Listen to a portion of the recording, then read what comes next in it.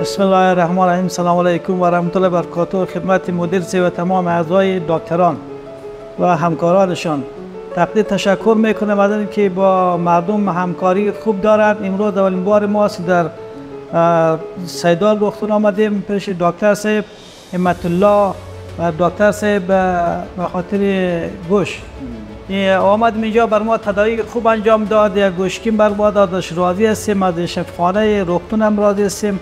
انشالله همیشه خوب موفق باشن. دیگه ما هم از مردم ملت افغانستان خواهش میکنم که هر مشکل دارد در سیدال رختون بیاین. دکترای خوبی دارند،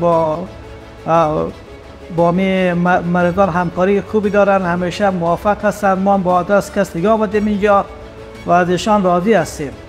بسیار خوش هستیم چون مشکل زندگی ما را حل کردن. من تقریبا چند سال از مشکل گوش داشته بودم.